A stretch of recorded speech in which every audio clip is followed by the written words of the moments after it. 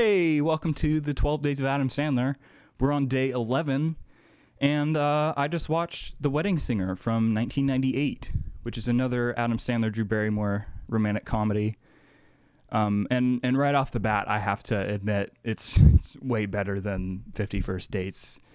Yeah, the characters are cartoonish, but in a standard romantic comedy way, not in a made-for-TV movie kind of way.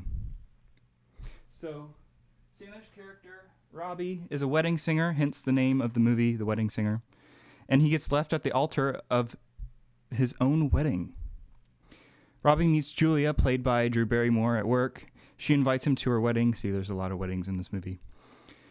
They hang out and get to become close as Julia starts to realize she doesn't want to marry her fiancé and grows fond of Sandler in a romantic kind of way. On a double date with Julia, her fiancé, Robbie, and a friend of Julia's, the fiancé, Glenn, reveals to Robbie that he sleeps around with other women. Ooh. Angering Robbie to the point that he complains to Julia's friend, or maybe her cousin, I think. I don't know. About Glenn. Fast forward to closer to the end of the movie, Julia goes to tell Robbie that she loves him and is greeted at the door by Robbie's ex-fiancé. But don't worry, Adam Sandler kicks it to the curb. The ex-fiancé, not Julia. And he runs to find Julia just to realize that she and Glenn have left to get married in Las Vegas. Robbie runs to the airport and gets the last seat on the plane to Vegas. In a comedically self-aware scene where the entire first class listens to Sandler's romantic story and gets involved in his quest to find Julia, they conveniently discover that Julia and Glenn are on the same plane. They're in coach. So frickin' Billy Idol gives Robbie a guitar so he can sing to Julia over the intercom.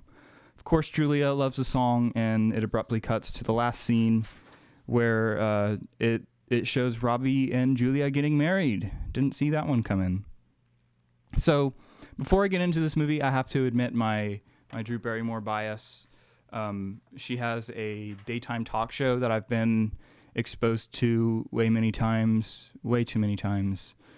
And it's not that pleasant of an experience, but she was all right in this movie. There's some wholesome montages and an awesome Billy Idol moment, as I mentioned. He's great. As mentioned before in the series, Adam Sandler can sing really well, and they show that off in this movie. The comedy was kind of meh. They did the classic Sandler movie gag with the unfiltered kids that say whatever. Used a little too much. I think it was at its funniest when it wasn't trying to set up a punchline, like the silly moments with Billy Idol and the passengers. It tried a little too hard to place itself in the 80s. I wasn't alive during the 80s, so I can't attest to what it was like to be alive then. But I'm pretty sure it wasn't full of forced product placement and constant pop culture references.